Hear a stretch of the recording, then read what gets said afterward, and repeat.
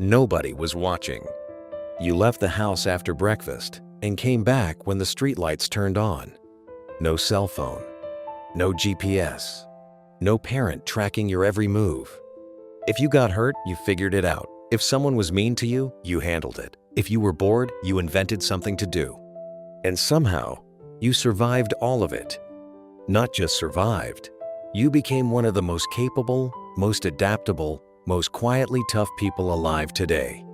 This is the story of why. If you were born in the late 1950s or the 1960s, you grew up in a world that prepared you for everything without ever meaning to. No one designed your resilience. No one planned it. It was built quietly, through hardship, through freedom, through a childhood that looked simple on the outside and was anything but. Today, we're going to talk about exactly what made you this way, and why the world has never quite seen a generation like yours before or since. The first thing that made you resilient is something that sounds almost unbelievable to younger generations. You raised each other. Not your parents, not teachers, not coaches with clipboards, the kids on your block. That's who taught you how the world worked. You learned negotiation when someone wouldn't share the ball. You learned consequence when a fight went too far and everyone went home.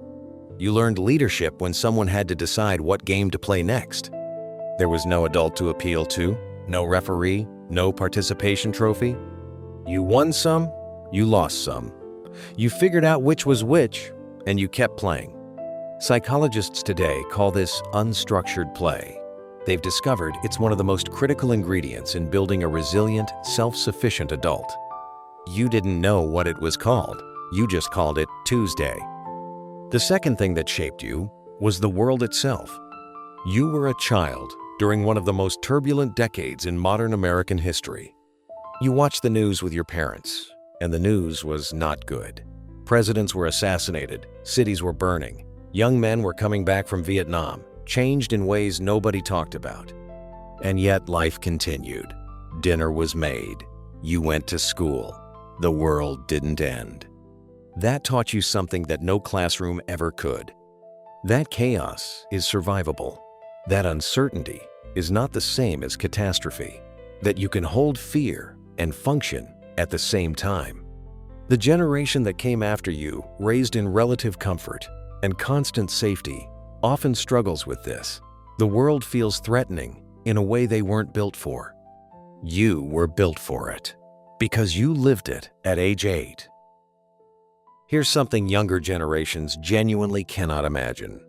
When you had a problem, you solved it yourself. Not because your parents didn't love you, but because that was simply the expectation. You were supposed to figure things out. That was the job of growing up. Bored? Find something to do. Hungry after school? Make a sandwich. Bike broken? Take it apart and figure it out. And when something harder happened, a falling out with a friend, a teacher who was unfair, a situation that scared you, you sat with it. You processed it on your own, or with other kids, or just over time. That process, sitting with discomfort, working through it without rescue, is exactly what builds psychological resilience. You didn't have helicopter parents. You had parents who trusted you to handle things. And whether they knew it or not, that trust made you strong. There's one more thing that sets your generation apart, something no other generation in history can claim. You've lived through the single greatest technological transformation in human history, and you adapted. You were born into a world without computers. You remember rotary phones. You remember when information came from libraries, not search engines. And then, in the span of your adult life, everything changed. The internet, email, smartphones, social media, a world that reinvented itself completely, twice, before you turned 60. And you kept up. Not because it was easy, but because adapting is what you do. It's what you've always done. The people who struggle most with change are those who never had to change before. You've been changing your whole life. Now, and this matters, resilience isn't free. The same upbringing that made you strong also taught you to suppress, to push through, to never ask for help because asking for help meant weakness. you became incredibly capable and incredibly self-reliant and sometimes incredibly alone in your struggles. Because if you could always handle things yourself, who would you ever tell when you couldn't? That's the other side of your strength, and it deserves to be acknowledged too. The toughness you built was real, and it served you. But you also deserved and still deserve someone to share the weight with. People born in the 1960s watched the world fall apart and put themselves back together more than once. They raised children, built careers, buried parents, survived recessions, all without a manual and often without a safety net. That's not ordinary. That's extraordinary. And if you're watching this and you recognize yourself in these words, I want you to hear this clearly. What you've carried and how far you've carried it is remarkable.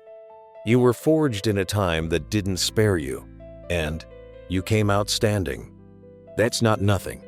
That's everything. If this resonated, leave a comment. Tell me one thing from your childhood that made you who you are today. And if someone in your life embodies this kind of quiet strength, share this with them. Some people need to hear that what they survived actually mattered. See you in the next one.